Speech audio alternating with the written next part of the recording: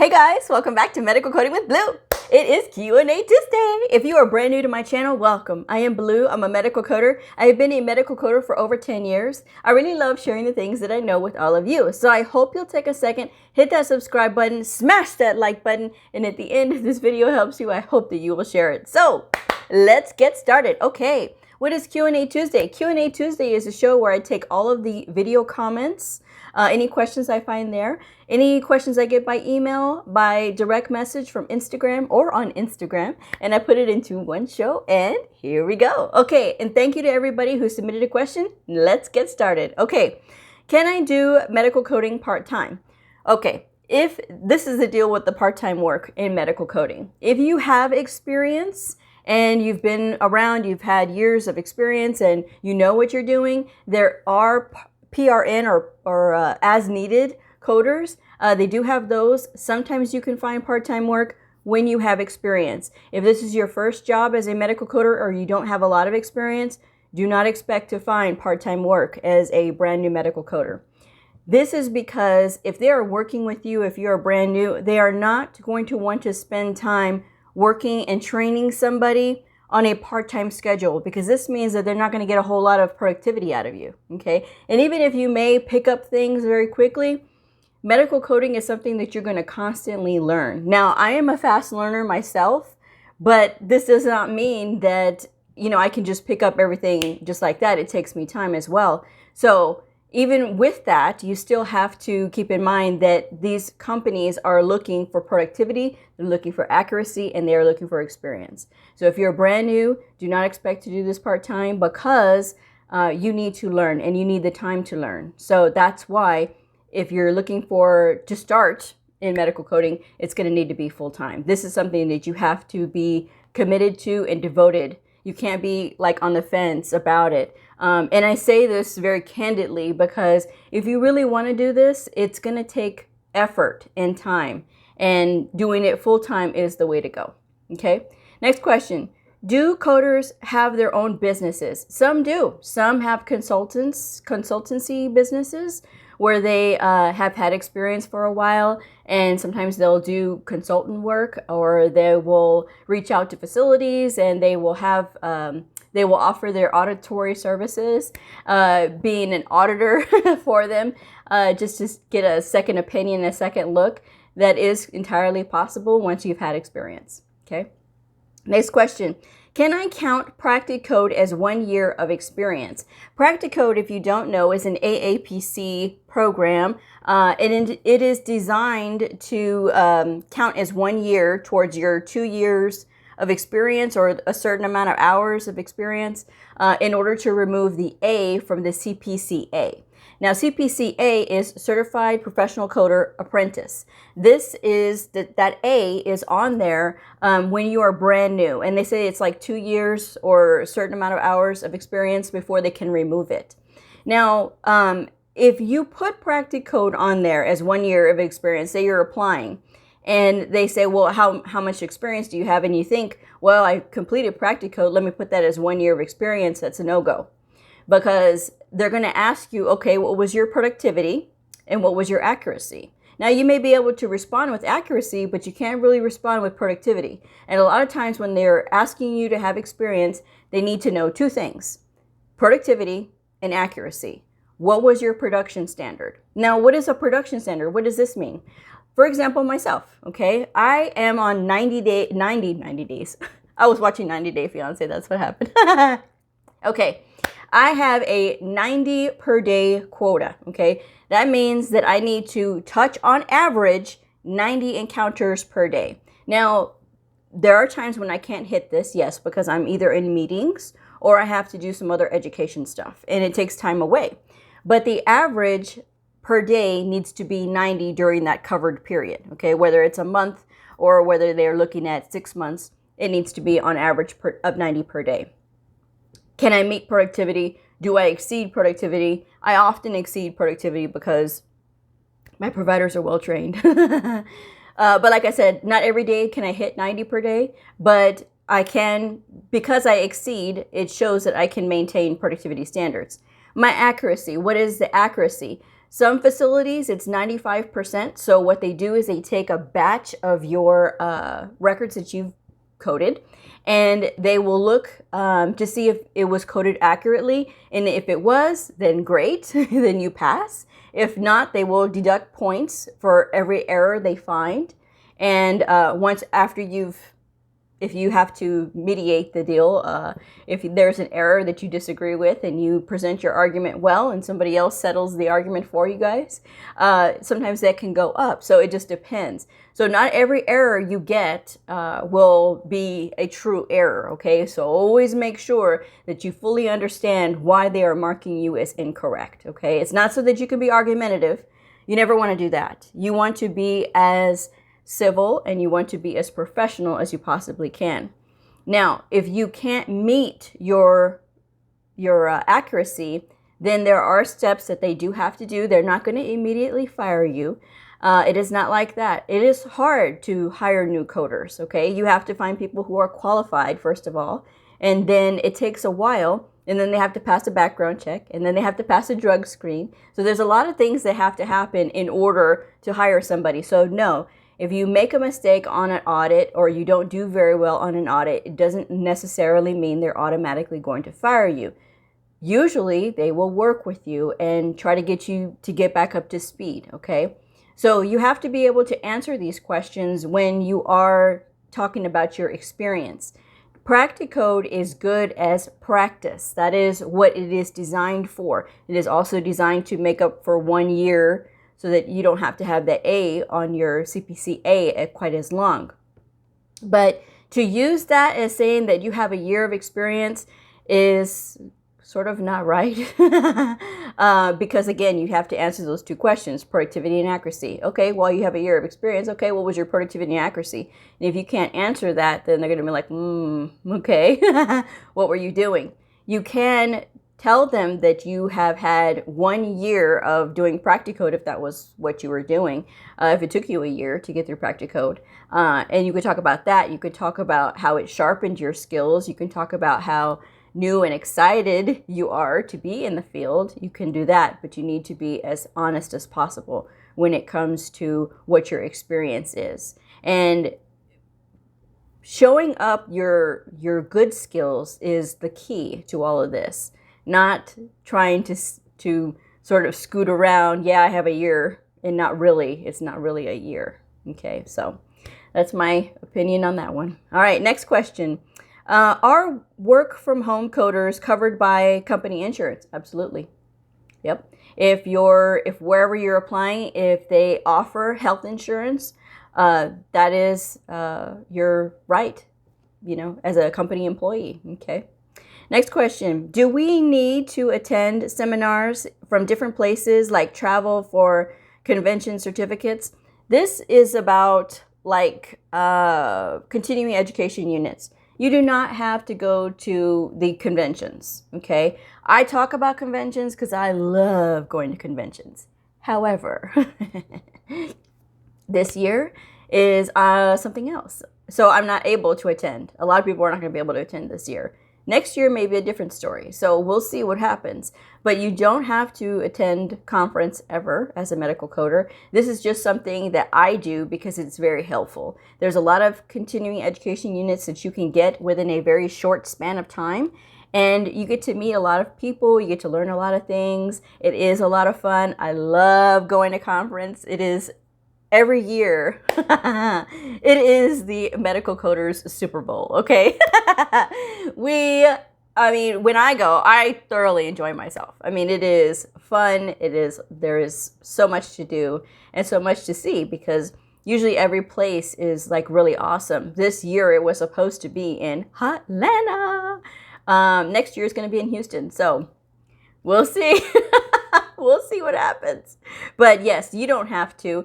If you are at a facility that they're providing you with continuing education units and you meet all of the continuing education requirements for your credential, then you're absolutely fine with not having to attend. But if you want to, it is worth it. That is my opinion. Now, AAPC has theirs. I've never been to an AAPC conference before. You can go to either one. whether you are with a HIMA or AAPC, it doesn't matter. AAPC members go to HIMA ones all the time and vice versa. So whatever I guess is most convenient for you, or sometimes your facility may pay for you to go, which I think would be nice, but I'm not high up enough on the food chain for my facility to do that for me. So I always pay for myself, but that's totally fine. To me, it's an investment in myself, and it's an investment in how I learn things and how I work and my work ethic. And of course, it is a reward. But like I said, if you don't want to, you don't have to. I just think it's a really good experience for any medical coder. Okay. Next question. Will the company provide computers for us to work with? When you're working at home, some facilities do offer that. They do give you a computer to work with at home. When I did remote coding many moons ago, they did provide a computer. I got a computer and I got 2 monitors. So I was able to work with 2 monitors. I have to work with 2 monitors. Technically, I like working with 3 monitors because 1 monitor is for my email. 1 is for the work list that I'm working with, and 1 is for the record itself. So it does make it a lot easier when I have all these screens up, because I can focus on the record screen and I can focus on the encoder screen, or the data entry where it's entered in. And then I can have 1 up for my email. So in case I have any emails that come in from my provider or my supervisor, I can answer them right away. So, all right. But yes, that is the answer to that one. But sometimes some remote coding companies will have you use your own computer. So it really does depend on where you're applying. Okay. Next question. Because of COVID, do you think more companies will hire coders to work remotely? So here's the deal with that.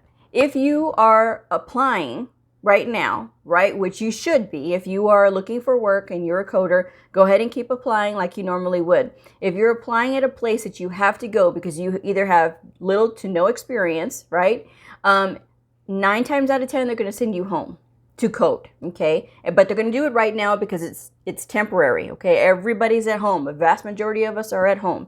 Some people are still at the facility. It really does depend on what is actually happening there at that facility, because every place in the US right now is having a different reaction to the pandemic. So with this in mind, if this is your first job as a medical coder, continue to apply at places that you have to physically go. 9 times out of 10, they will send you home, okay? If you are trying to apply for a remote position right out of school, you have a very small chance of getting small to none of getting a position right now as a remote medical coder, because remote positions that are typically remote are going to expect you to have experience already. Okay, so the only ones that's going to be able to take you on but still send you home to work at home would be places that you have to physically go. Okay, but rest assured that they're probably going to send you home anyway. So that's the answer on that one. And then the next one is, do you know if coders can work overnight shifts, or is it a 9 to 5 job? When it comes to like the hours, what hours you can work, if this is your first job, you can expect to be working during the daytime. Okay. So don't expect to do any sort of weird shifts or any sort of pick your own schedule shifts. When I worked remotely many moons ago, it was awesome in the beginning because I literally could work any hours of the day that I wanted to, as long as I got my work hours done for the week done during the weekday. So from Sunday to Saturday, I could pick any time of the day, and as long as I got all of my hours done, then, I was golden. And I really love that. Would I love to find another position like that someday? Sure. But then it became, we need, because other people were abusing it, they were like, no, we need everybody to get on a schedule, so they kind of got us on a schedule after that. But overnight shifts and things like that, you can't expect that when you're brand new. Okay. And I know that there are companies out there that do allow their coders to code whenever. And that's typically like the PRN coders.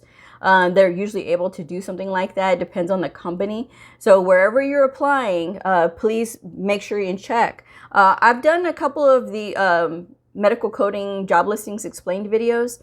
And one of them actually was very specific about it. Like they gave the start range for 3 different starts of the shift that you could go. And basically, like you had to be able to work during that particular time, those particular hours. So if you could not, they said, please don't apply. This is not something that you can do in your spare time when you are first starting out. If you are first starting out, then you need to be expected to be there at a typical time when everybody else is there, okay? Because it's good for you because you'll be able to know that you can reach out for help if you need it. People can talk to you, and you can talk to providers and things like that. So that's my answer on that one. And then the last one is, I'm in school. What should my focus of study be? To absolutely learn everything that you can when you're in school. There is not one specific thing that I can think of as far as like, well, you really need to focus on this, because medical coding covers so much ground. That's why I say you have to learn everything that you possibly can. It starts out with a really good foundation of medical terminology, anatomy, and physiology. I harp about this all the time, and pharmacology. So all of those things, those 4, right? But the top 3 is medical terminology, anatomy, and physiology. When you get those down, it's going to be able to be easier for you to understand the book. It's going to be able to be easier for you to understand the documentation.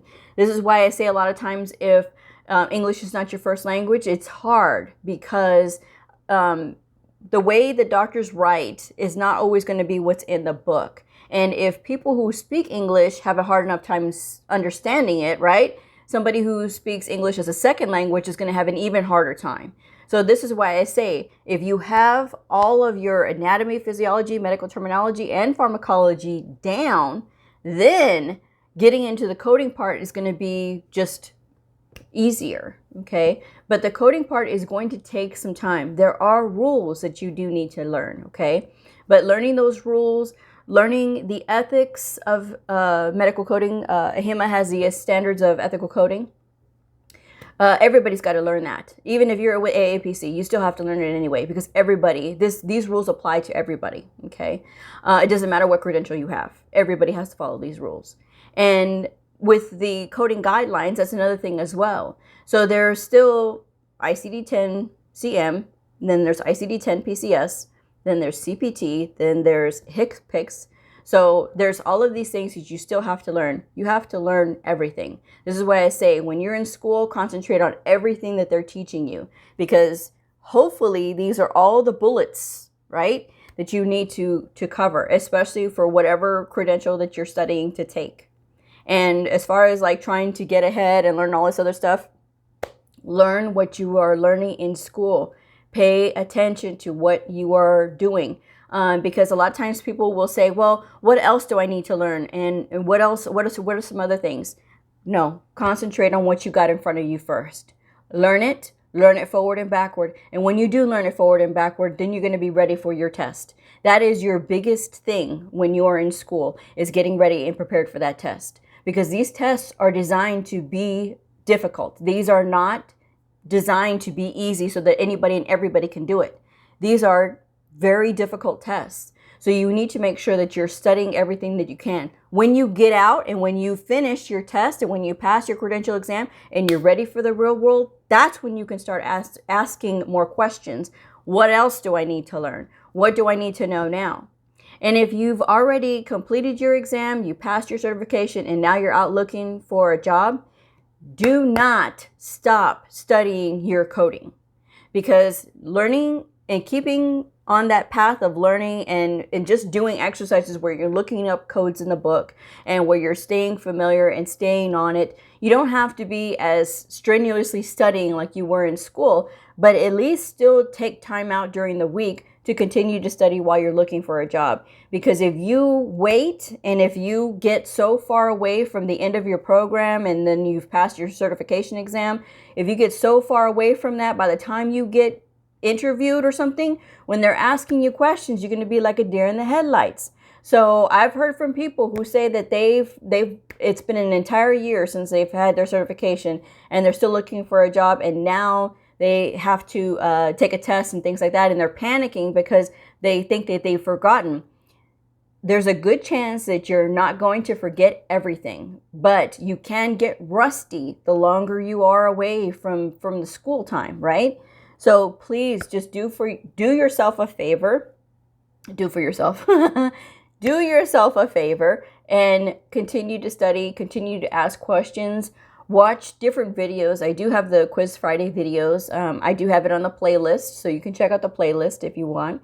But continue to study, because you don't want to lose any of that knowledge, okay? And especially the longer you wait to apply or get a job or get your first job, all right? You need to make sure that you're still studying, because you will get rusty, and you don't want to get rusty, because the first job that you have, you want to be ready. You want to bring all your skills there, and you want to show them that you are worth hiring, okay? Because a lot of times when people are taking a chance on you for having no experience, it's because they see something in you, okay? Either they see something in you, or they really need people bad. And whatever the case is, if they need people bad, it doesn't matter. You have your first chance. So take advantage of it. Make sure that you are doing everything that you can to produce what you can as accurately as you can. Okay? Don't rush through just trying to get a bunch done, because it's not going to do you any good if you have to go back. Okay? And it doesn't do them any good if they have to look at this and see that you're making a bunch of errors, and then you have to go back and correct them. You want to do your best. So continue to study, even when you're out of school, even when you've gotten your certification. That's what you need to focus on, okay? But while you are in school, just focus on whatever they're giving you, whatever they're teaching you, focus on that, okay? Get yourself practice with the book and looking up codes. And if you're struggling to look up codes, if you can't figure it out, I do have some videos in my videos. I have 300 plus videos. So I do have quite a few where I'm demonstrating. So just take a gander through those and look at them and see if they'll help you. And if not, you can send me a question and be very specific in your question and ask me and let me know what the deal is, okay? If you say, well, I'm confused, okay, I need to know why you are confused. What is confusing you? Is it looking up in the index? Is it looking up in the tabular? What is it? Okay, so be very direct and be very specific if you are asking a question, if you're sending me a question, okay? So I'm going to go ahead and wrap this one up, but those were the questions. Thank you guys again for watching, and I hope this was helpful. If it was, again, smash that like button so I can go up in the YouTube rankings. Anyway, if you're a medical coder, a medical coding student, somebody curious about the fascinating world of medical coding, a provider, or a nurse, I invite you to like and subscribe and follow me on my journey in medical coding. I will see y'all next time. Bye.